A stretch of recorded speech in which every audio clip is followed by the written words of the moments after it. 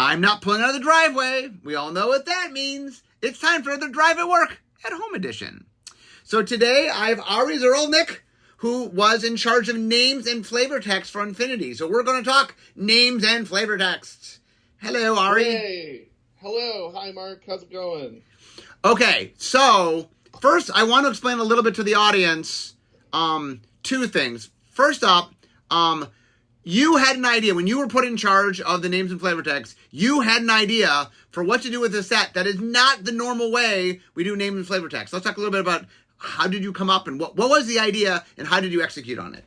Oh, for sure. So, I was put in charge of this one because the standard creative text coordinator was pretty underwater at the time, and I'm known for being just a little bit funny. So, I realized that what I need to do was stack the deck with people significantly funnier than I was. So I got permission from the creative director to hire some internet names, which I don't think have we stunt cast on creative text writers before, Mark? We have not. This is the first stunt casting. We have had people who've been on teams that people might recognize. Like there are, community people that have worked on names and flavor text team, but this is the first time we kind of did this. That's true, yeah. So the very first name on my list was Sean Baby, who was probably one of the most formative comedians to me. I don't know if any of you had a subscription to Electronic Gaming Monthly magazine back in the day, but he had a column at the back that was always very absurd and really fun. And he's still active. He has a great column right now called 1-900 Hot Dog, which is really silly. And then I believe you, Mark, came to me and said, you got to get the loading ready run people on board, right? I did. That was my suggestion. Yeah.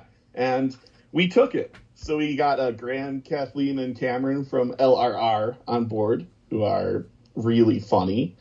And then you have Mark, myself, and a really good, kind of consistent flavor text submitter in Austin Bridges, who now works for us full time. Okay, so I wanted to explain to the audience. Okay, so we get this team. How exactly does it work? How do people write flavor text and names? Oh, with their hands on the keyboard usually.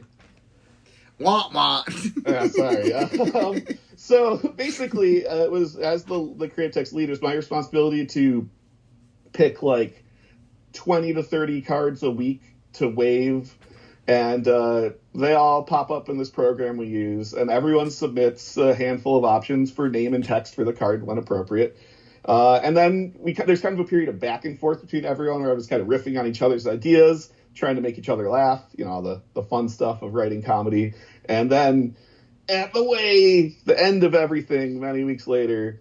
I want to... So Lore Seeker is the name of the program. And I want to sort of walk through how it actually works for the audience. I mean, for us. So when you said what you do is you say, okay, this is week 1. It lists whatever 20 cards, how many cards you put in, and then it says whether it needs a name and whether it needs a flavor text. The reason it might not need a name is there were some names that sort of were baked into the card, and it was kind of hard not to call it that name. And then some sets don't need flavor text because there's not room for flavor text. Yeah. And then what happens is whenever you post something, everybody on the team can see it. It's a public posting. So if I thought of a funny idea for Katerina of My Rose Marvels, that didn't have flavor text, of Ballerina or whatever, I would write it in, and then other people could A, see it, and B, they could thumbs it up. I don't know if they could thumbs it down, but they could thumbs it up. And you did have you knocked Ballerina out of the park. I did. Ballerina is mine. If you see a pun. Well, the name Ballerina was mine, but Cute as the Mutton was yours. Teamwork. Yes. See, the dream working. It's happening. Yeah, one of my goals in this set was to get as many puns in as possible. And you told me one of your goals was to make sure there weren't too many puns in it. One of my biggest goals for the set was to get a big variety of humor. And there's a lot of different things that people find funny, and there's a lot of different things that we can't normally put in regular Magic sets. So it's cool to try to jam them all into one wacky thing. Yeah, no, I mean, I agree with you. I like the fact that we really try to do a lot of different kinds of humor, and that it's not all one type. There's, like just like we make magic cards from a design standpoint, like, hey, not everybody likes the same thing. So how do you make people happy? Well, make sure you make lots of different things. So no matter how you play, there's something that speaks to you. Should we come up with humor archetypes, like the Spike and Timmy of jokes? So anyway, the thing I was trying to explain was that the process is very open-ended and visual, like meaning everybody who's participating would see other people's submissions. And often what would happen is somebody would do something, you're like, ooh, I like the angle you're at it. I'm going to try another joke using that same sort of, I like the premise, or I like the structure, or there's something that someone else did that I then try to improve upon. Yeah, and that was a lot of the times, just because everyone's generating so many ideas for so many cards, people will get like 50% of the way there. And so that's when we say that it's a very collaborative process, we mean it. Yeah, and a lot of what happens, like here's a real common thing that would happen. Somebody makes a joke, and I'm like, well, that joke's not quite landing, but man, their premise is great. They have a very good idea for the joke. Because when you're writing comedy, like a lot of it is like, well, here's the card, but what exactly, like, what's the angle on the joke? And half the battle sometimes is, oh, here's the angle. Now, what's the best way to play the joke in this regard? And so a lot of times, somebody else coming up with the premise allowed you to really go all in on, okay, let's maximize that premise. Yeah, and other times, sometimes nothing worked, because it's really, something we left out of the process is that when we were writing flavor text, the rules mechanics and the art is completely done. So I keep describing this as like we're basically trying to ace 250 different New Yorker caption contests. Yes. And sometimes we don't get it. And that means at the end of the day, it was basically me, you, and Tavak banging our heads against the table, hoping to clear it, which got us some good stuff like Black Hole. That was you at the last minute. Oh, yes. Code Dark Donut. Yeah. By the way, my favorite. So for those who don't know, let me read it to you real quickly, and I'll explain a little bit. So it's Black Hole is a card, 3 in a black, sorcery, destroy target creature and up to X other target creatures, where X is the number of attractions you visited this turn.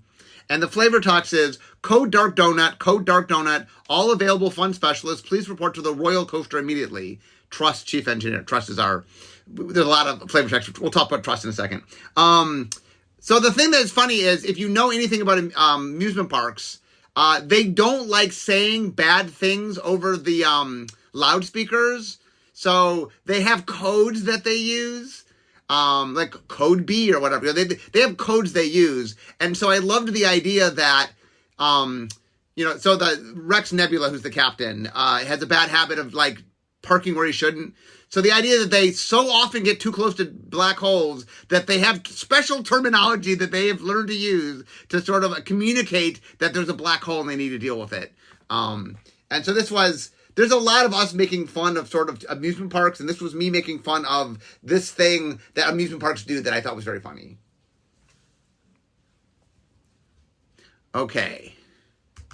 So let's jump in and talk a little bit about the characters, because I brought that up. So, for sure. Okay, go ahead. So explain the job as far as characters related. Well, I was going to say, there isn't going to be a Legends of Unfinity article.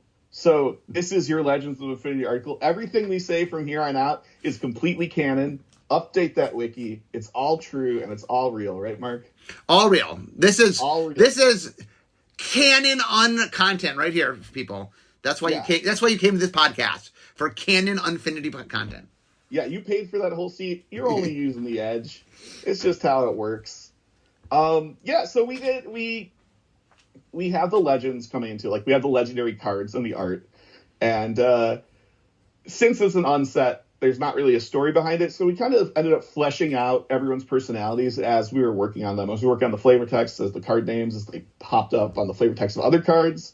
So some characters like Truss, who have a bunch of flavor text, have more of a personality for them than others, like the marbles, who are just kind of like their cycle. But so we have canon lore for all of them. Let's talk about Truss, because Truss is one of my favorite characters.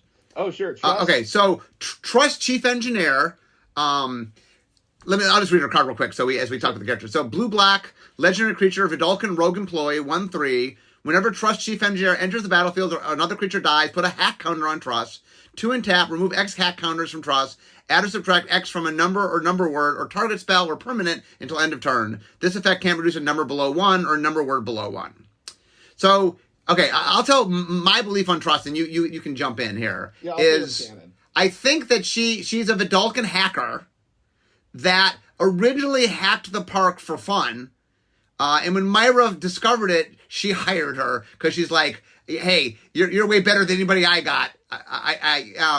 And one of the things about the park is it's kind of held together with like spit and duct tape. Like it's one of the comedy things that we were playing into is the idea that like, you know, this park from the outside looks amazing, but on the inside, like it's chaos galore.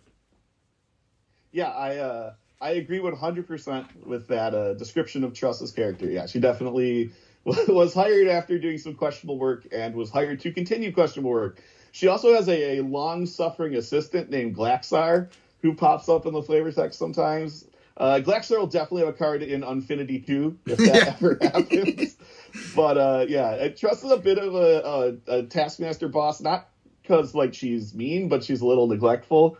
Like, she just kind of gets lost in her task, and she's like, all right, Glaxar, put on the spacesuit, clean off all the space bugs we just hit. Not really thinking about it. But she's very good at what she does. Yeah, I didn't have a chance to write this short story, but the short story I wanted to write was Trust's day of just all the people calling her on the you know, Trust, this is going wrong, Trust, that is going wrong. And the sense of her character that's fun from a comedy standpoint is she's trying her best to just fix things, but like there's so much going wrong that she's just she's never really solving things. She's just coming up with a hack solution in the moment, and that's all she ever does every day. Yeah, I think we could definitely say that she has all 4 hands full. Yes, she does.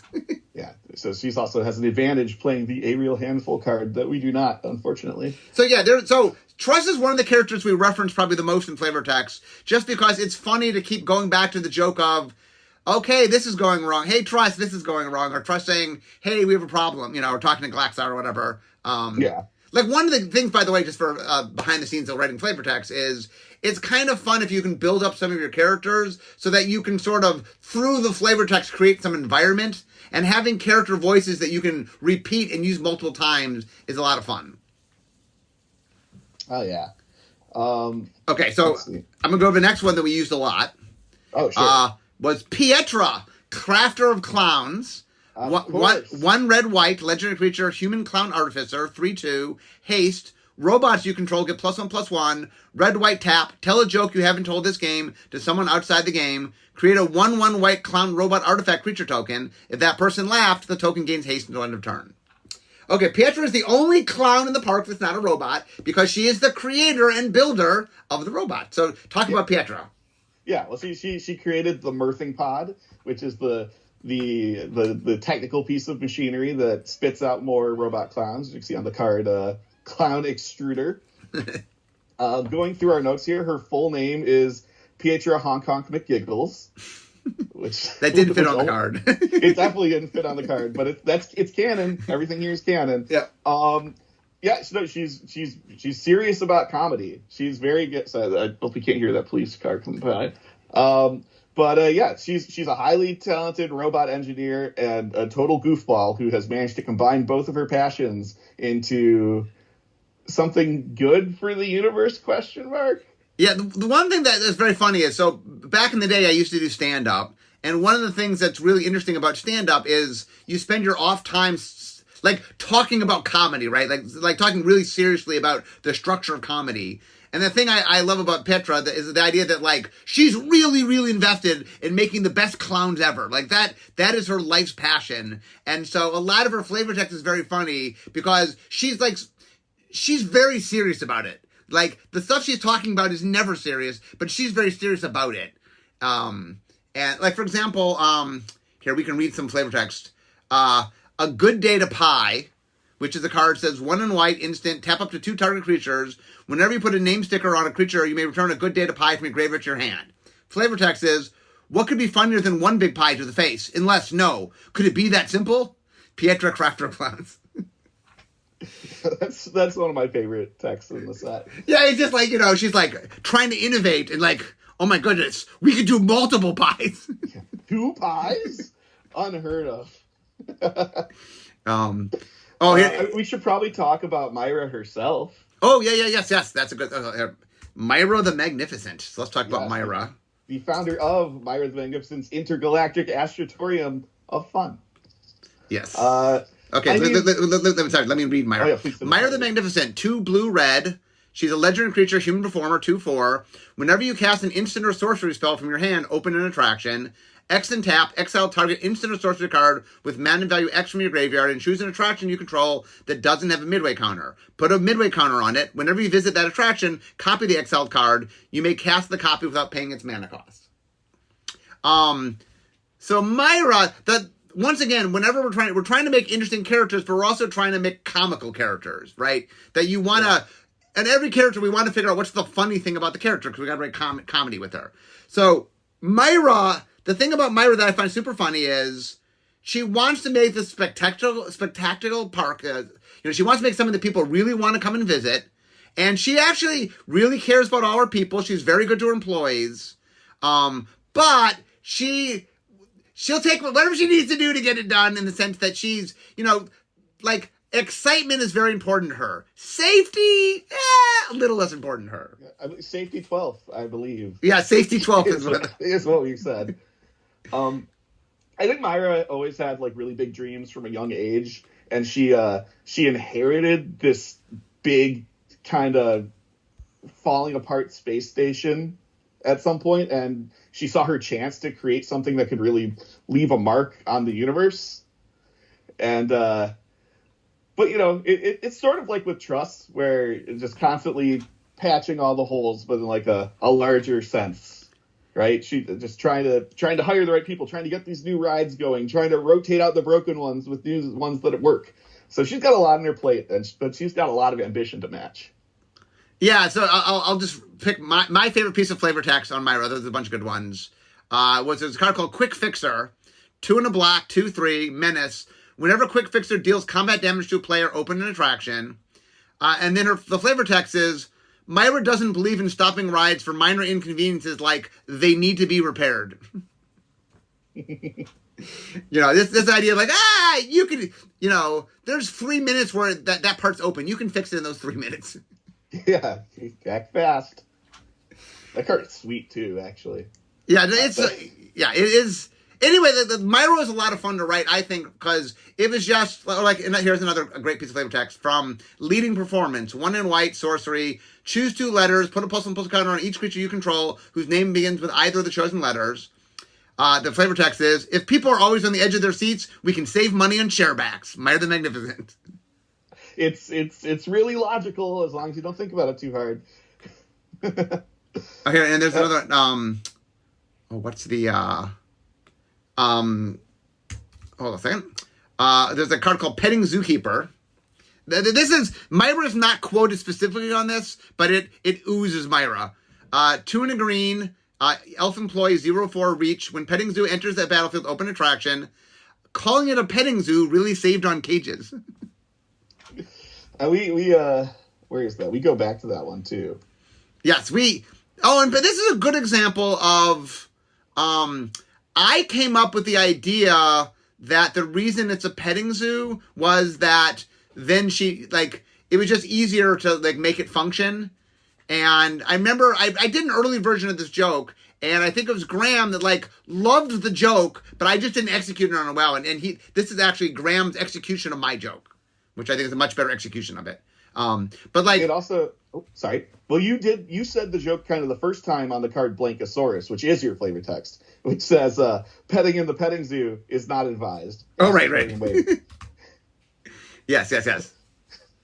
One of the things you do in flavor text is you just get running jokes, right?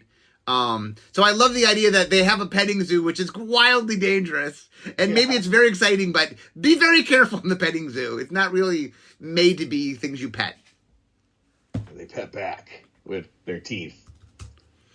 Okay, another. Who else we got? Yeah, Captain Rex Nebula. Oh, the greatest captain in the universe, according to him? Yes. So, okay. Captain Rex Nebula, 1 red, white, 2/2, legendary creature, human pilot employee. At the beginning of combat in your turn, target non-land permanent you control becomes a vehicle artifact until end of turn. Its base power and toughness are each equal to its mana value. It has crew 2 and crash land. Whenever this vehicle deals damage, roll a 6-sided die. If the result's equal to this vehicle's mana value, it deals that much damage to any target, then sacrifice the vehicle. Okay, so... Okay, go ahead. What? Yeah. I thought, by the way, I'm responsible for his name. I'm really, really proud of his name. This might be my favorite named character in the whole set. Because we needed to have a name that sounded like this bombastic captain, but also told you that he destroys everything. Or wrecks it, if you would. He wrecks the nebula. So I was very proud of that name. It's a good one. He's one of the characters that got made during the world push. Like, Truss, we sort of made as we were making cards, and Pietro we made as we were making cards. Myra and the Captain were in the world push. They were actually designed, like, we knew they were characters that were going to be in the world, and then we made cards for them. And the idea behind Captain Rex Nebula was always, like, who knows where Myra found him? Maybe he's just cheap, and she could afford him or something, but he's not the most thoughtful of captains. He's bombastic, and he thinks very highly of himself, but he's actually a horrible driver. I'm like, for example, one of the stories that it's on one of the cards, he accidentally backed over, what was it, Blorbian 12 or something?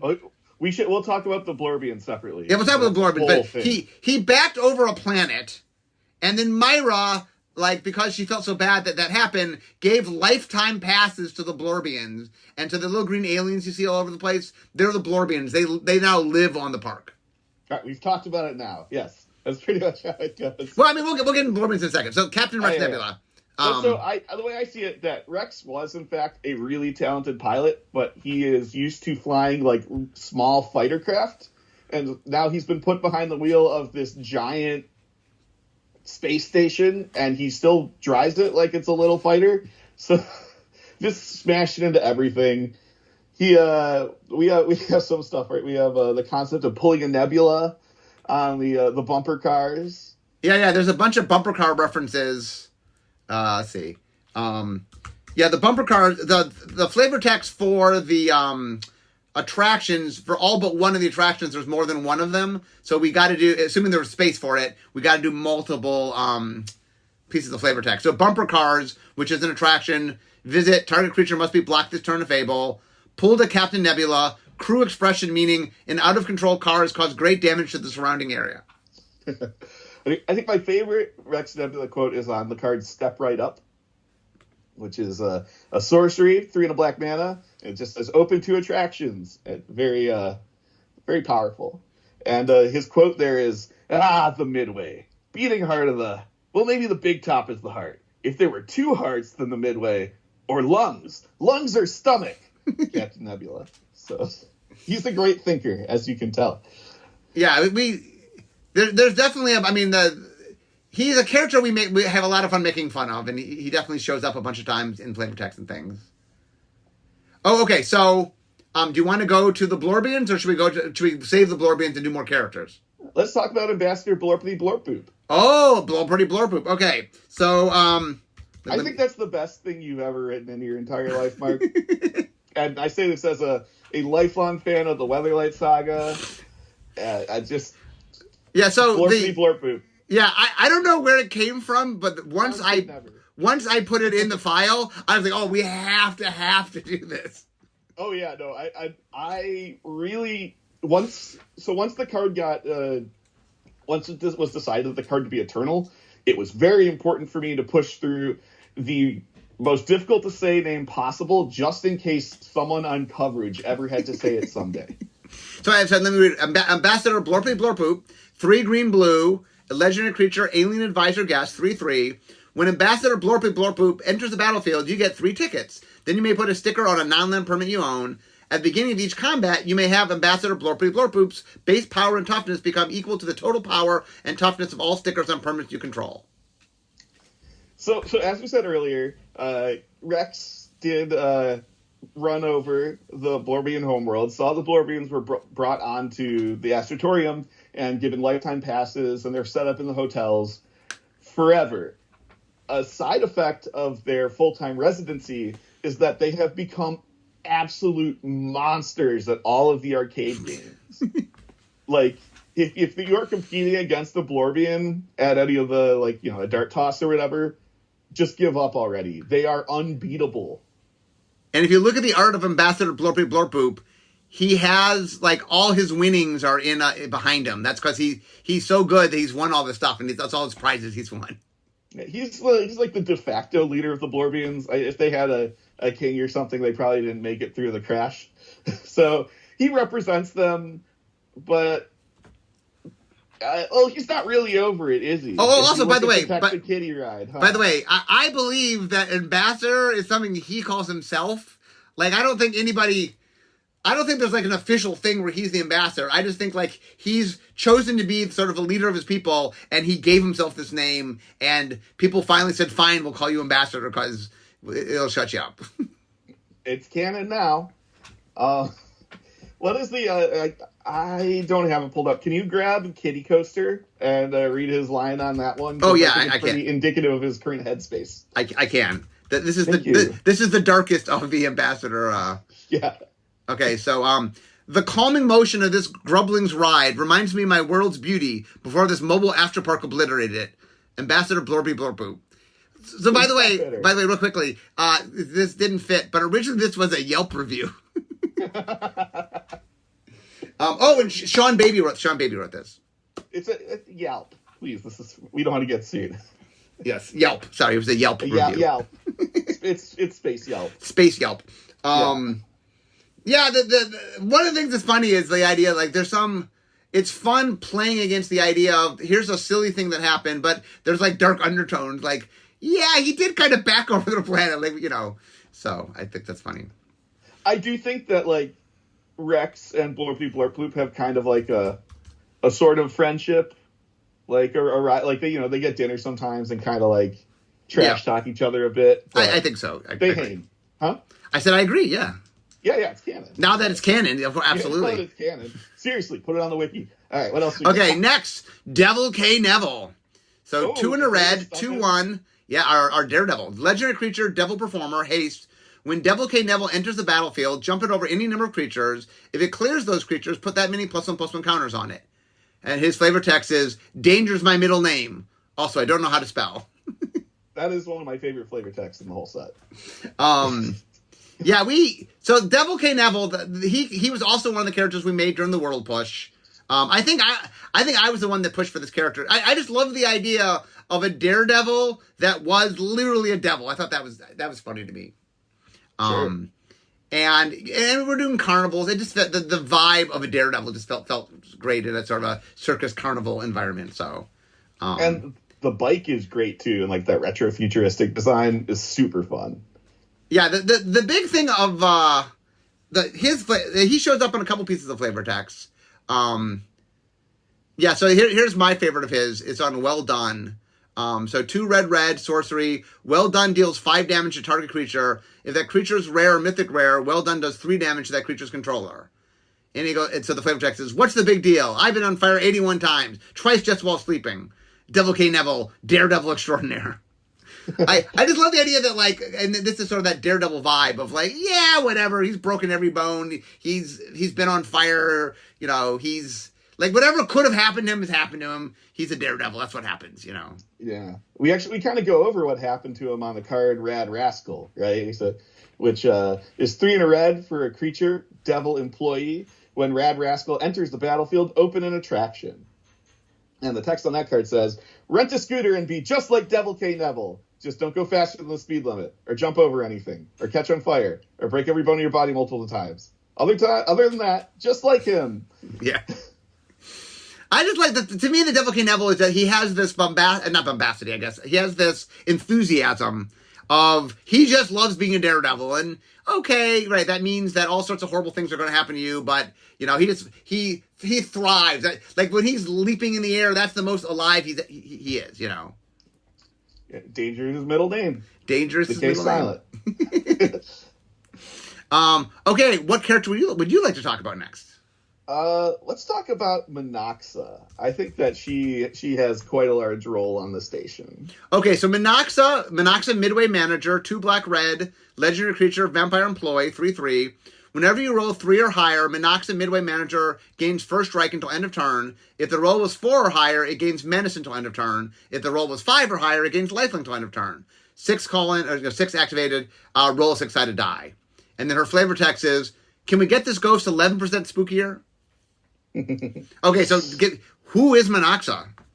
As it says on the tin, Monoxa is in fact the Midway Manager, and she's been hired by Myra to keep things going in her stead. Like, so while Truss is fixing all the electrical and technological issues, Monoxa is dealing with all the people issues. So she's making sure that all of the staff are doing their jobs, they're in the right place at the right time. She's willing to help with any guest issues that may arise. She's very good at her job. She's a little cold-blooded, which comes with the territory of being a vampire. But she cares about what she does, and she knows she's good at it. So one of the things about the park is Myra is very specific on trying to hire the right kind of creatures to man different parts of the park. So the Midway is mostly run by vampires. And so that's why Monoxa, my take on Monoxa is she started as an employee at the park and worked her way up because she just was really good. And that at one point she just like ran one of the stores or something, but she worked her way up the ladder and now, she's in charge. Look at that clipboard. That is the clipboard of a leader. That is the clipboard of a leader. Yes. It's quite the clipboard. And she shows up, so here's another piece of flavor text mentions her on Scooch. 1 in a black, instant, add or subtract 1 from target creature's power, target player's life total, or target die roll, draw a card. And the art shows there's a character called Rat in the Hat that we meet on Rat in the Hat that doesn't have a name, but it's a rat that wears this tin can on his head. And we see him messing with somebody's trying to hit something in the games, and he's messing with it so they miss it. And so she says, what? No, that's ridiculous. Of course the rat doesn't work for the park. I've never seen it before in my life. Monoxa Midway Manager. And that's not true, is it, Mark? That is not true. In fact, she definitely has... she will use whatever resources she needs. She's very... she wants to get the job done. She'll do what she needs to do to get the job done. If she needs to have rats, she'll work with the rats. She's not beyond that. Yeah, no, it's definitely... There's a reason Myra likes her. If you look at the card Rat in the Hat, we can see exactly what Monoxa is responsible for. Rat in the Hat's a creature. It costs 1 black. It's a rat rogue. It's a 1/2. And you can tap and sacrifice it. And until end of turn, you may cast target creature card that has a hat on it from your graveyard. And the flavor text there says, while the gremlin, beetle, and squirrel infestations wreaked havoc on the park, Roxy was able to spin the numerous rat colonies as a robust recycling program. Yeah, Roxy's a different character. Roxy's our PR person. We'll get to Roxy in a second. They're working together on this. They're working together. Well, I guess we can get to Roxy. So Roxy is the PR person for the park. Publicist to the stars, as we call it. 2 blue red. Well, she named herself Publicist Stars. 100%. Roxy made that title. No doubt. Which stars is it, huh? 2 blue red, legendary creature, human employee, star 4, flying. Roxy published to the stars, powers equal to the number of permanents you control with art stickers, plus the number of cards in your graveyard with an art sticker. When Roxy enters the battlefield, distribute up to 2 art stickers among 1 or 2 non-land permanents you own. Roxy is just, they needed a PR person because the park is full of things that could be seen very badly, and it's her job to spin it and make it sound exciting. Yeah, she's here to give a generous interpretation of the goings-on. I also think she's responsible for like the massive amount of flyers that they airdrop on planets, as like we talk about on Nearby Planet, and she turns the good into the bad into good, right? She's the queen of spin. That's what I like to think of it. Yeah, and there's a lot of spinning here on the Astratorium. Okay, so we've talked a lot about employees, but we haven't got too much. Let's talk a little bit about the performers. Sure. So, do you have a favorite of the performers? I mean, I am partial to Tusk and Whiskers. Yes, okay, let's talk Tusk and Whiskers. So Tusk and Whiskers, 3 green white, legendary creature, elephant mouse performer. Whenever you put an ability sticker on a creature, put a +1/+1 counter on that creature. 2 green white, tap, you get a ticket. You may put a sticker on a non-land permanent you own. They're a 4/4. Weighing in at a combined 13,000 pounds and 2 ounces. It's cute. Here, let's get some canon going for these guys. Okay. Tusk doesn't actually like peanuts very much. He thinks it is a little bit of a stereotype, and he prefers cashews. Your turn. So Tusk and Whiskers, they actually originally were separate performers. They hired independently. They weren't hired together. But one show, sometimes what Myra does is when they're tight on time or space or something, she'll just throw multiple acts together. And they just found this affinity, and they sort of crafted their show, and they right now are, I think, the #1 hit in the park. I think they are the most popular of all the things. Although Devil Kid Devil probably is pretty up there. Oh yeah, and like Harold too. But yeah, I that all sounds canon to me. Of course, well, nothing but canon. That's today's. It's all canon. Whiskers has a regular sized dog. So a little mouse walking a full-size dog. That's it. That's all canon. That's it. Okay. I now want to talk about Spinneret. Oh, great. Oh, yeah, do that one. I'd love to read the original flavor text of that card. Okay. It's my fave.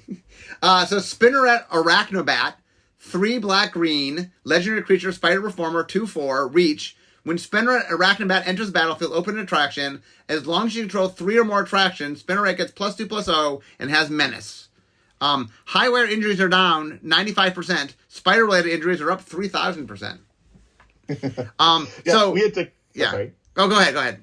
So we had to cut down that flavor text a little bit to fit on the card. The original is pretty much the same, but I liked how it flowed a little more, which was since she started making the safety nets, acrobatics injuries have fallen by 95%. Spider-related injuries, however, are up by 3,000%. So, yeah. You're right. We hint at the fact that she makes her web is the safety net for the all the people doing acrobatics and high wire work. It's also the reason she doesn't have to pack lunch. Oh, that's true. Yeah, she gets delivery. One of the things that it was we decided very early on in the making of the park that we were doing circus vibe, but we didn't want all the animals in the park have total agency.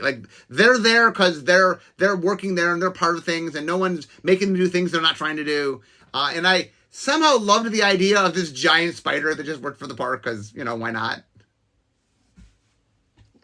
Yeah, no, it's really fun. The design she has is great too, with all the future hoops, and she definitely she works for food, if you would. Okay, so we're almost out of time. We're actually running a little bit long here, but this is fun talk. I'm going to do one last character, and we're going to give some canon to this character. Oh, sure. Which one are we doing canon? Comet Stellar Pup. 2 red, white, legendary planeswalker, Comet. For 0, roll a 6-sided die. On a 1 or 2, +2 loyalty, then create 2 1/1 green squirrel creature tokens. They gain haste until end of turn. If you roll a 3, you lose 1 loyalty, then return a card with mana value 2 or less from your graveyard to your hand. 4 or 5, Comet Stellar Pup deals damage equal to the number of loyalty counters on him to a creature or player, then lose 2 loyalty.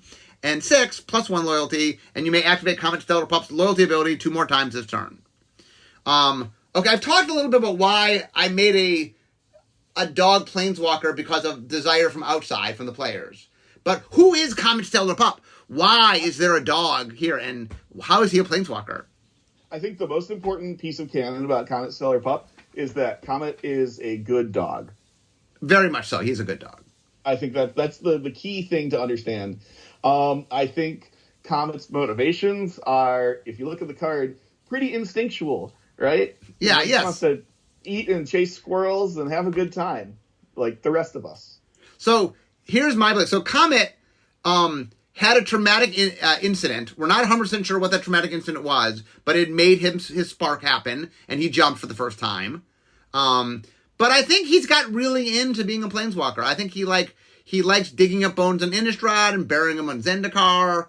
And so what happened was, I think he sort of stumbled into the park. Like he wasn't necessarily planning to go to the park, but he sort of found his way there, and it's kind of his new home. I mean, he likes to go off and roam the multiverse, but this is where he comes back. This is Myra really took to him, made him a little house. You can see in the background of his art, you can see his little dog house, and this is where he calls home when he's not out, running around the multiverse.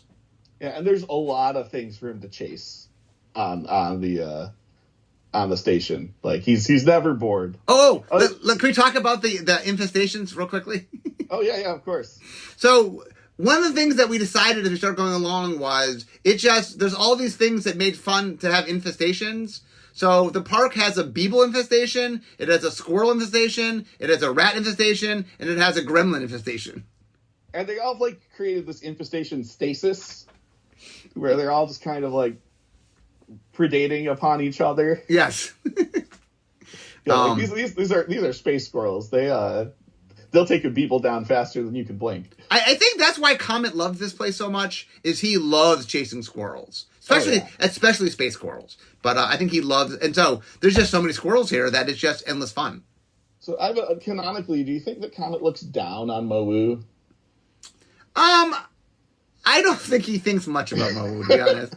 You don't think so? I mean, if he saw Mowu, he would bark at him for sure, 100%, for sure. But I don't think Comet thinks about any one thing for very long at all.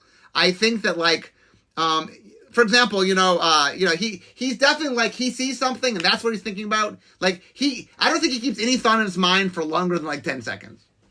That's really relatable, Mark. Yeah, I mean, the important thing to me, by the way, about Comet was he's a dog. He's not a dog person. He's not a intelligent dog. He's a dog. And that was very important to me that he act like a dog, and so he has lots of dog-like qualities because he's a dog. Yep, no, that's the most canon thing about him. Anyway, I realized I wasn't even watching the time. Normally these are 30 minutes long. Although the funny thing is when I drive to work, if there's traffic or something, they'll be longer. So I like to think that the traffic, the metaphorical traffic, was the awesomeness of the creative. So that slowed us down. But we do have to wrap this up. So Ari, any last thoughts about the making of the names and flavor text and creative of Unfinity? It's some of the most fun I've ever had, and I would love to do it again. Yeah, I also say that my background before being a game designer was writing comedy, so it was so much fun to just get around with lots of other comedy writers and riff off each other. I had a blast. I really enjoyed working on the names and flavor text of this. The team was so good, because everyone brought their A game. Yeah, there was. I am proud of previous unsets and their names and flavor text, but I believe we raised the bar that this is the pinnacle of awesome names and flavor text. So, next unset, I have to call you back. So, because we have a high bar to clear for the next one. I'll be there. Just say the words. So anyway, thank you, Ari. Thanks so much for being with us today. Thank you. It was a pleasure. And to everybody else, I'm at my desk. So we all know what that means. It means the end of my drive to work. So instead of talking magic, it's time for me to be making magic. So I'll see you guys next time. Bye-bye.